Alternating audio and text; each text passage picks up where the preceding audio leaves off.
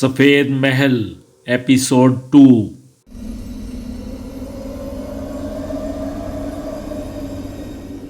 کھل جا کی آواز کے ساتھ ہی کامران نے محسوس کیا کہ وہ ہر قید و بند سے آزاد ہو رہا ہے۔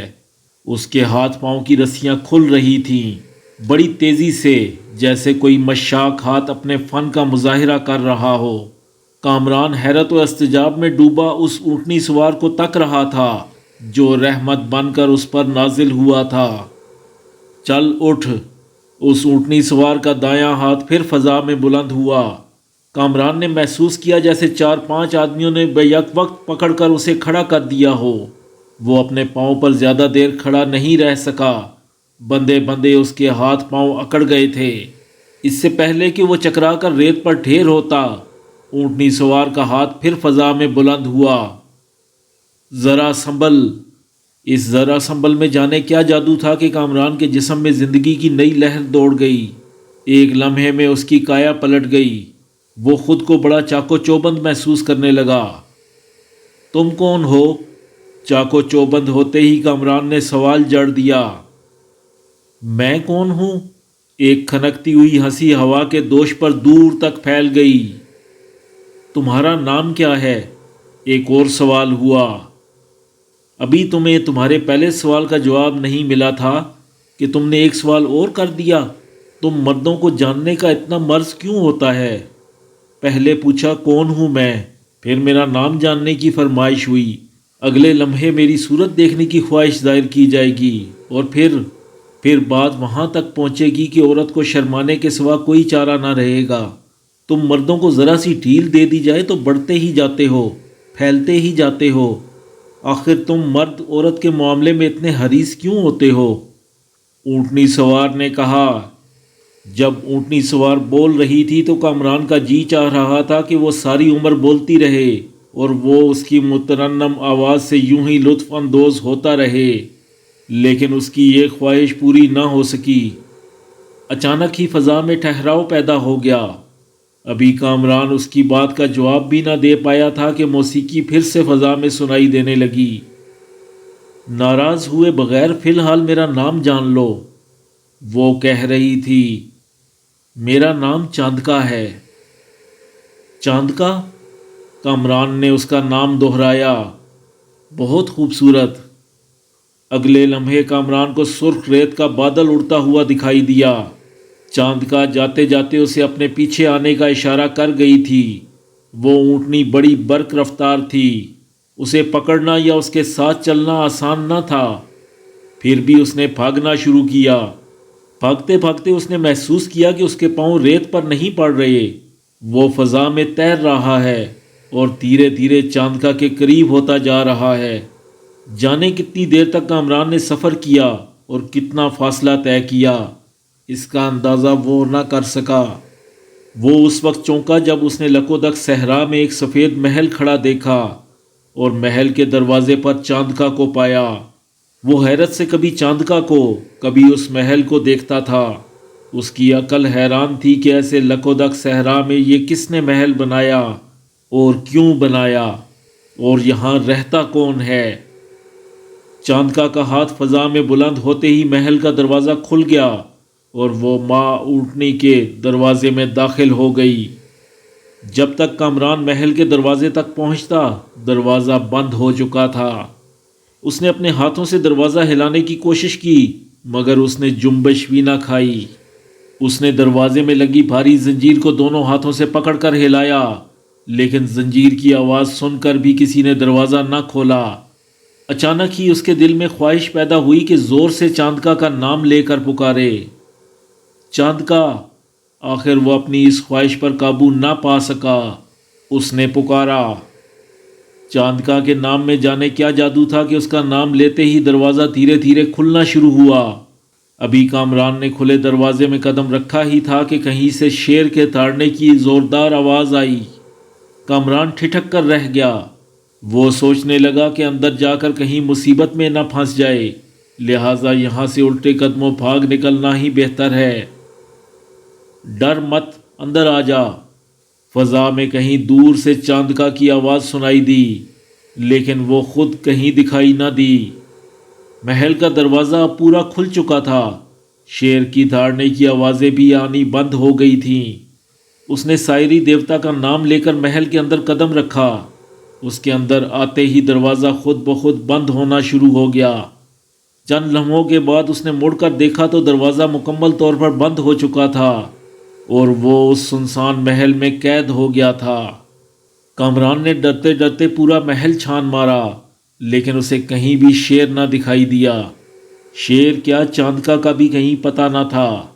وہ ماں اونٹنی کے جانے کہاں غائب ہو گئی تھی۔ پورا محل ویران پڑا تھا، کوئی بشر، نہ کوئی چرند، نہ کوئی پرند۔ کامران گھومتا گھامتا محل کے ایک ایسے کمرے میں جا پہنچا جہاں ایک بہت بڑی تصویر لگی ہوئی تھی، اتنی بڑی کہ تصویر میں بنا گھوڑا بالکل اصلی دکھائی دے رہا تھا۔ اس گھوڑے پر ایک سوار بیٹھا تھا اور چاروں طرف ریت پھیلی ہوئی تھی۔ کامران نے جب گھوڑ سوار کے چہرے پر نگاہ ڈالی تو وہ چونک اٹھا۔ گھوڑ سوار ہو بہو اس کی شکل کا تھا۔ کامران نے گھوڑ سوار کو غور سے دیکھنا شروع کیا تو ایک عجیب بات ہوئی۔ تصویر حرکت میں آ گئی۔ گھوڑا ریت پر سر پٹ دوڑ رہا تھا اور دور ہوتا جا رہا تھا، یہاں تک کہ ریت کا غبار ہی غبار رہ گیا۔ گھوڑ سوار غائب ہو گیا۔ پھر منظر بدلا۔ ریت چھٹی تو کامران نے اپنی بستی کی جھلک دیکھی۔ بستی میں جانے پہچانے چہرے نظر آ رہے تھے۔ اچانک اسے اپنا گھر دکھائی دیا۔ یہ شادی کی رات کا منظر تھا۔ نیلابو اور وہ ایک پیالے سے قیمتی جڑی بوٹیوں کا رس بڑی احتیاط سے پی رہے تھے، اور کامران تصویر میں دکھائی دینے والے کامران کو بڑی حیرت سے دیکھ رہا تھا۔ سب کچھ ویسا ہی تھا۔ اس چوپڑے نما مکان میں شیر کی چربی کا چراغ جل رہا تھا۔ یہ روشنی صرف آج ہی رات کے لیے تھی۔ شیر کی چربی کا حصول اتنا آسان نہ تھا۔ رس پینے کے بعد کامران نے پیالہ ایک طرف پھینکا اور نیلابو کو اپنی آغوش میں لے لیا۔ دھیرے دھیرے بات بڑھتی گئی، اسرار کھلتے گئے اور بات وہاں پہنچی جہاں کسی کو کسی کی خبر نہیں ہوتی، اور یہی لمحے اس کی زندگی میں زہر پھیلا گئے۔ کامران کے تصور میں بھی نہ تھا کہ اس کی شریک زندگی صحیح معنوں میں شریک زندگی ثابت نہ ہو سکے گی۔ خود بیچاری نیلابو کو بھی پتہ نہ تھا، اور اسے پتہ ہوتا بھی تو کیسے۔ آزمائش کی گھڑی تو اب آئی تھی اور وہ اپنے شوہر کو خوش کرنے میں ناکام ہو گئی تھی۔ نیلابو دراصل ناعورت تھی۔ یرکان قبیلے کے رسم و رواج کے مطابق وہ صبح ہی قبیلے کے سرکردہ لوگوں کو ساری صورتحال سے آگاہ کر کے نیلابو سے چھٹکارا حاصل کر سکتا تھا۔ ایسی عورتوں کو قبیلے والے ایک لمحے کو بھی برداشت نہ کرتے تھے۔ اسے دوسرے ہی دن قبیلے کے تمام لوگوں کے سامنے تیروں سے چھید کر ختم کر دیا جاتا تھا اور لاش خونخوار کتوں کے حوالے کر دی جاتی تھی، اور اس کے شوہر کو بستی کی کسی بھی لڑکی سے شادی کی اجازت دے دی جاتی تھی بغیر سومبر کیے۔ گویا ایسے مرد کی قسمت کھل جاتی تھی۔ اسے سومبر کی کڑی آزمائش سے گزرے بغیر اپنی پسند کی ایک اور لڑکی ہاتھ لگ جاتی تھی۔ اس رات نیلابو کامران کے پیروں پر سر رکھے ساری رات روتی رہی تھی، اور کامران بھیگی آنکھیں لیے جانے کیا کیا سوچتا رہا تھا۔ نیلابو اس کی محبت تھی، اس نے اسے بڑے جتن کر کے حاصل کیا تھا۔ اب وہ اسے خونخوار کتوں کے حوالے نہیں کر سکتا تھا، لیکن یہ مسئلہ پوری زندگی کا تھا۔ پہاڑ سی زندگی پھیکے اور بے رس رفیق کے ساتھ کس طرح گزرے گی؟ یہ تھا وہ سوال جو اس قیامت کی رات دونوں کو رلاتا رہا۔ وقت سحر کامران کی آنکھ لگ گئی، جبکہ نیلابو اٹھ کر جا چکی تھی میٹھے پانی کے چشمے کی طرف۔ دن چڑھے نیلابو کے باپ نے کامران کو جگایا۔ کامران اٹھو، ملکہ شاتو کے سوار باہر کھڑے ہیں۔ ملکہ شاتو کے سوار؟ وہ یہاں کیا کر رہے ہیں؟ کامران نے اٹھتے ہوئے کہا۔ تمہارے لیے ملکہ کا پیغام لائے ہیں، جلدی کرو۔ نیلابو کے باپ کے ہاتھ پاؤں پھولے ہوئے تھے۔ ملکہ شاتو کے سوار جب کسی کے گھر آتے ہیں تو قہر لاتے ہیں یا مہر؟ یہ سوار میرے لیے کیا لائے ہیں؟ کامران نے تیر کمان سنبھالتے ہوئے پوچھا۔ مجھے نہیں معلوم وہ کیوں آئے ہیں۔ نیلابو کے باپ نے اسے راستہ دیا۔ سائری دیوتا اپنا رحم کرے۔ نیلابو کہاں ہے؟ کامران نے چاروں طرف نگاہ دوڑاتے ہوئے پوچھا۔ وہ میٹھے چشمے کی طرف گئی ہے۔ کامران باہر نکلا تو ملکہ شاتو کے 2 سوار اس کے منتظر تھے۔ اسے باہر آتا دیکھ کر بڑی مونچھوں والا سوار آگے بڑھا اور اپنی کرخت آواز میں بولا، تم کامران ہو؟ ہاں، کامران نے انتہائی مختصر جواب دیا۔ اس بڑی مونچھوں والے سوار نے پیچھے ہاتھ کا اشارہ کیا۔ تب کامران نے دیکھا کہ پچھلے سوار کے ساتھ ملکہ شاتو کی منہ زور کھوڑی ابلا بھی ہے، جسے وہ رات زیر کر چکا تھا۔ ابلا کو دیکھ کر کامران کی آنکھوں میں چمک سی آ گئی۔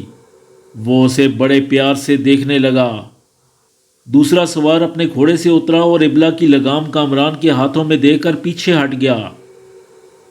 ملکہ شاتو نے یہ گھوڑی تمہارے نام کر دی ہے، بڑی مونچھوں والا سوار کہہ رہا تھا، اسے قبول کرو۔ میں ملکہ شاتو کا شکر گزار ہوں۔ قبلہ نے ابلا کی پیٹھ تھپتھپاتے ہوئے کہا، ملکہ شاتو کا ایک پیغام اور بھی ہے۔ وہ کیا؟ اس نے پوچھا۔ تم جب چاہو ملکہ کے خاص سواروں میں شامل ہو سکتے ہو۔ یہ کہہ کر وہ بڑی مونچھوں والا سوار پلٹا اور گھوڑے کو ایڑ دے کر آنن فانن ہوا ہو گیا۔ کامران دور تک ان دونوں سواروں کو جاتا دیکھتا رہا۔ سامنے سے نیلابو آ رہی تھی۔ اس نے سواروں کو اپنے گھر سے واپس پلٹتے دیکھ لیا تھا۔ وہ بھاگ کر کامران تک پہنچی اور اس سے لپٹ گئی۔ کیا ہوا؟ اس نے چڑھتی سانسوں پر قابو پاتے ہوئے پوچھا۔ کچھ نہیں، نیلابو کے باپ نے کامران کے کچھ بولنے سے پہلے کہا۔ کیا تم ابلا کو نہیں دیکھ رہی ہو؟ ملکہ شاتو نے اسے کامران کو بخش دیا ہے اور ساتھ ہی ملازمت کی پیشکش کی ہے، اپنے خاص سواروں میں شمولیت کی پیشکش۔ یہ ہمارے لیے بہت بڑا اعزاز ہے۔ کامران نے اس بستی کا سر فخر سے بلند کر دیا ہے۔ نیلابو تم بہت خوش قسمت ہو جسے کامران جیسا شوہر نصیب ہوا۔ اپنی خوش نصیبی کا ذکر سن کر نیلابو کو رات کی بات یاد آ گئی۔ ضبط کے باوجود اس کی آنکھوں سے آنسو پھوٹ بہے۔ کامران نے اس کی آنکھوں میں آنسو دیکھے تو دل محسوس کر رہ گیا۔ اس نے اشارے سے نیلابو کو اپنے قریب بلایا اور اپنی انگلی سے اس کے آنسو صاف کرتے ہوئے بولا، رو مت۔ آنسو تو میری قسمت بن گئے ہیں کامران۔ وہ روتی ہوئی گھر میں چلی گئی۔ یہ نیلابو کو کیا ہوا؟ نیلابو کا باپ حیران تھا۔ ایسے خوشی کے موقع پر بدشگونی کی باتیں؟ کامران کیا جواب دیتا؟ اس کے پاس جواب نہ تھا۔ ہاں، سوالات ان گنت تھے۔ رات ہوئی تو نیلابو نے کامران کے چہرے کو اپنے دونوں ہاتھوں میں دبا کر بڑے جذباتی انداز میں کہا، کامران تم دوسری شادی کر لو۔ دوسری شادی کا مطلب جانتی ہو؟ ہاں جانتی ہوں۔ مجھے بستی والے تیروں سے ہلاک کر دیں گے اور میری لاش کتوں کے حوالے کر دی جائے گی۔ مجھے اس انجام کی کوئی پرواہ نہیں۔ میں ہوں ہی اس قابل۔ میرے ساتھ یہی کچھ ہونا چاہیے۔ چپ ہو جاؤ نیلابو، کامران نے اسے لپٹاتے ہوئے کہا۔ میں تمہیں بستی والوں کے حوالے نہیں کر سکتا۔ میں تیروں اور کتوں کے تصور ہی سے کانپ جاتا ہوں۔ آخر تمہیں کس بات کی سزا دوں؟ میرے ناکارہ ہونے کی، نیلابو نے کہا۔ اس میں تمہارا کیا قصور؟ یہ سب دیوتاؤں کے کام ہیں۔ تمہیں سائری دیوتا نے ایسا ہی بنایا ہے۔ میں تم سے شدید محبت کرتا ہوں نیلابو۔ سائری دیوتا کی قسم مجھے دوسری عورت کی ضرورت نہیں۔ ہم تم اسی طرح زندگی گزار دیں گے۔ تم پریشان مت ہو، کامران نے تسلی دیتے ہوئے کہا۔ میرے ساتھ رہ کر تم جیتے جی مر جاؤ گے کامران۔ نیلابو فکر مند تھی۔ تم نہ رہی تب بھی میں مر جاؤں گا۔ مجھے تمہاری جدائی برداشت نہیں، کامران بولا۔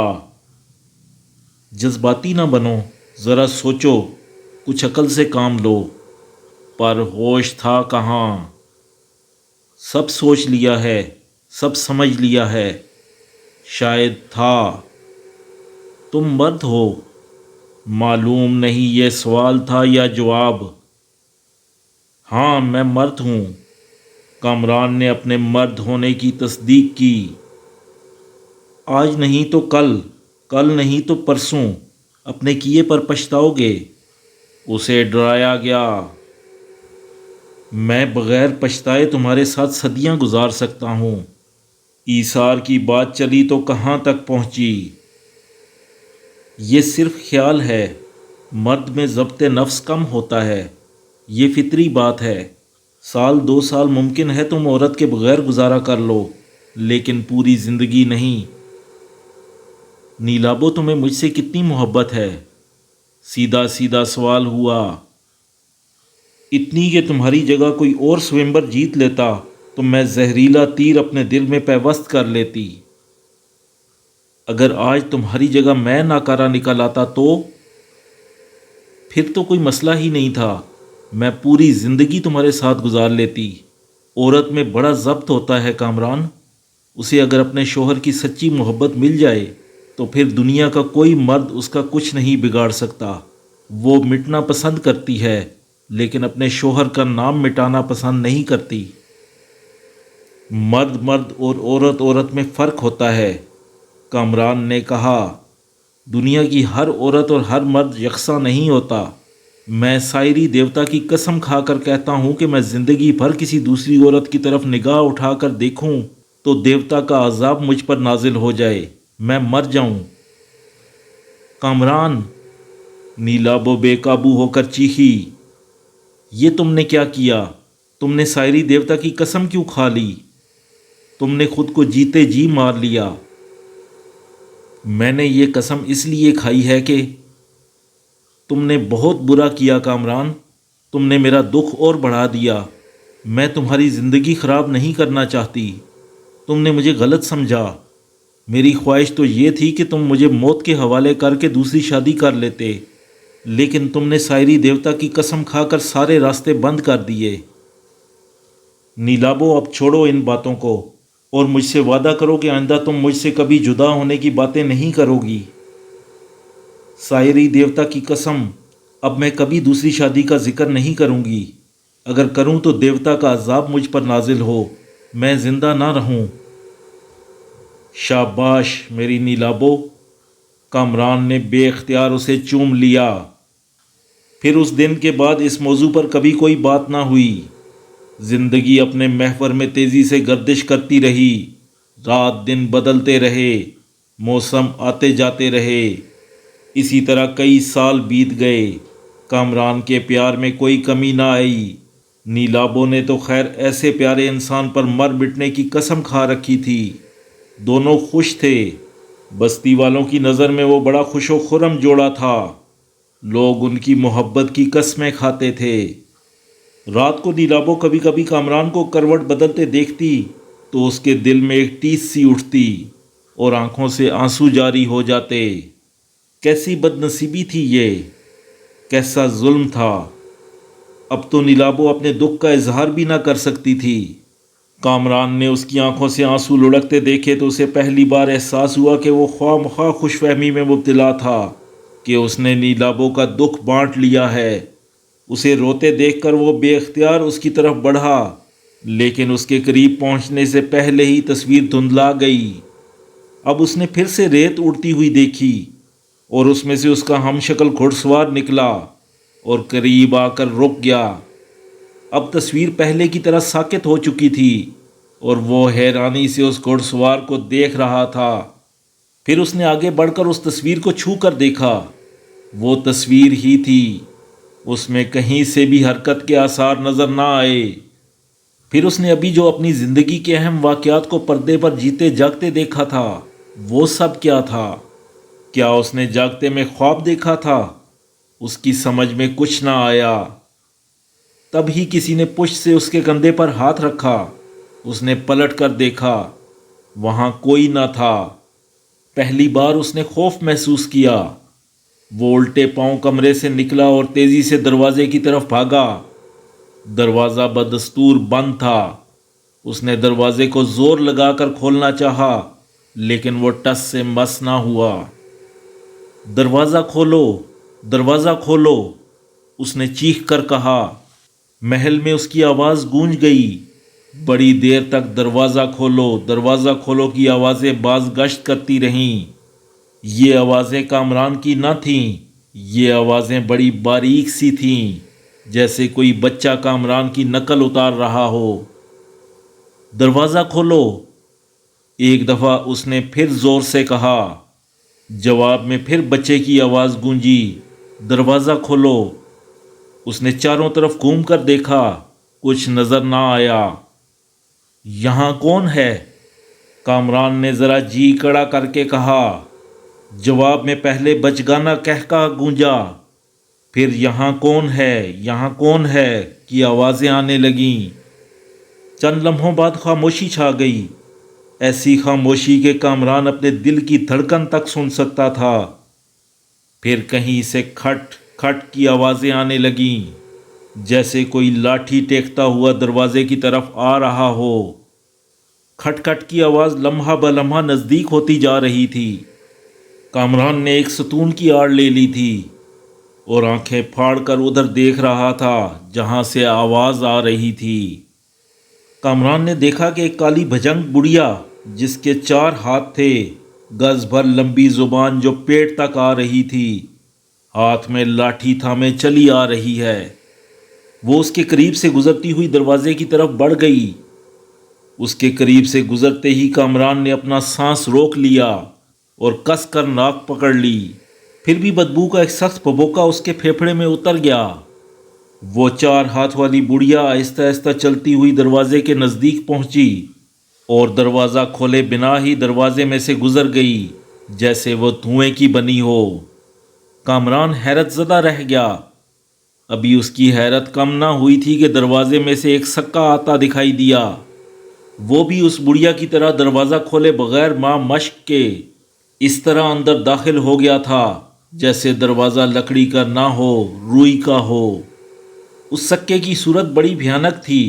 اس کے ناک اور کان نہ تھے، ناک کان کی جگہ صرف سوراخ تھے۔ کمر پر چمڑے کی ایک بڑی سی مشق بھری ہوئی تھی اور مشق کا منہ اس نے ایک ہاتھ میں تھاما ہوا تھا، اور مشق سے جو چیز بوند بوند ٹپکتی جا رہی تھی وہ پانی نہ تھا، سرخ سرخ خون تھا۔ کامران لرز اٹھا۔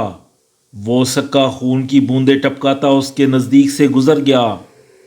وہ ابھی ستون کی اوٹ سے باہر نکلنے کا سوچ ہی رہا تھا کہ بھاری قدموں کی آوازیں آنے لگیں، جیسے بہت سے آدمی دروازے کی طرف آ رہے ہوں۔ وہ پھر سے ستون کی آڑ میں چلا گیا۔ آنے والے 2 بھاری بدن کے مرد تھے، ناک اور کان ان کے بھی نہ تھے۔ دروازے کے نزدیک پہنچ کر وہ دونوں رک گئے اور نامانوس سی آواز میں انہوں نے کچھ کہا۔ دروازہ فوراً ہی کھل گیا۔ وہ دونوں مرد ٹہلتے ہوئے باہر نکل گئے۔ کامران نے موقع غنیمت جانا، دروازہ ابھی کھلا ہوا تھا۔ اس نے بھاگ کر دروازے سے نکل جانا چاہا لیکن وہ اپنی جگہ سے ہل بھی نہ سکا۔ اس نے محسوس کیا جیسے اس کے ہاتھ ستون سے چپک گئے ہوں اور پاؤں زمین نے پکڑ لیے ہوں۔ اس نے لاکھ کوشش کی، زور لگایا، مگر وہ اپنی جگہ سے ٹس سے مس نہ ہو سکا۔ دروازہ زوردار آواز کے ساتھ خود بخود بند ہو رہا تھا اور کامران بڑی حسرت سے بند ہوتے ہوئے دروازے کو تک رہا تھا، یہاں تک کہ دروازہ مکمل بند ہو گیا۔ ادھر دروازہ بند ہوا، ادھر کامران کے ہاتھ پاؤں آزاد ہو گئے۔ وہ تڑپ کر دروازے کی طرف بھاگا مگر بے سود۔ دروازہ سختی سے بند تھا اور اب سر پٹکنے کے سوا کوئی چارہ نہ تھا۔ ابھی وہ دروازے پر مایوسی سے ہاتھ پھیر ہی رہا تھا کہ اس کے کانوں میں گھنٹیوں کی آوازیں آنے لگیں۔ گھنٹیوں کی آوازیں جیسے جیسے نزدیک ہوتی جا رہی تھیں، کنوارے بدن کی خوشبو پھیلتی جا رہی تھی۔ اس نے پیچھے مڑ کر دیکھا لیکن کچھ نظر نہ آیا، البتہ گھنٹیوں کی آواز بالکل نزدیک آ کر ختم ہو گئی تھی۔ چاند کا اس کے منہ سے بے اختیار نکلا۔ جواب میں صرف مترنم ہنسی سنائی دی۔ چاند کا یہ تم ہو؟ ہاں یہ میں ہوں۔ تم کہاں ہو چاند کا؟ میں یہاں ہوں کامران۔ کامران کو ایک ستون کے پیچھے کالا لبادہ لہراتا ہوا نظر آیا۔ وہ بے اختیار اس کی طرف لپکا، فوراً ہی کسی چیز سے ٹکرایا اور اوندھے منہ نیچے جا گرا۔ گھنٹیاں بجنے کی آواز آئی، صرف ایک لمحہ کو۔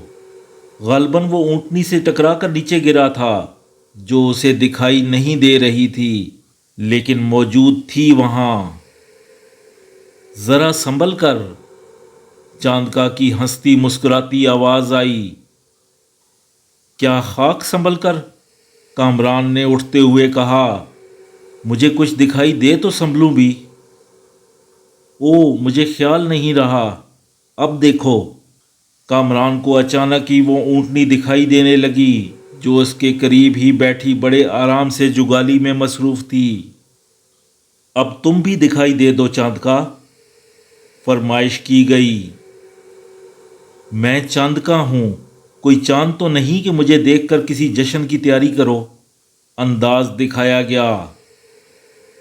عورت بھی چاند کی طرح ہوتی ہے، حسین اور سکون پہنچانے والی، اور چاند کے چہرے پر کوئی نقاب نہیں ہوتا، پھر تمہارے چہرے پر نقاب کیوں ہو؟ بہت خوب، شاعری بھی آتی ہے تمہیں؟ آتی تو نہیں، تمہیں دیکھنے کی خواہش کہیں شاعر نہ بنا دے۔ کامران کیا تم بھول گئے ہو کہ تم نے نیلابوں کے سوا کسی اور عورت کو نہ دیکھنے کی قسم کھا رکھی ہے؟ چاند کا تم بہت تیز ہو، تم نے میری قسم کو کیا معنی پہنا دیے؟ حالانکہ میں نے جو قسم کھائی ہے اس کا مطلب… میں سارے مطلب جانتی ہوں، اتنی بدھو نہیں کامران۔ وہ زور سے ہنسی۔ چاند کا یہ بتاؤ تمہیں میرا نام کیسے معلوم ہوا؟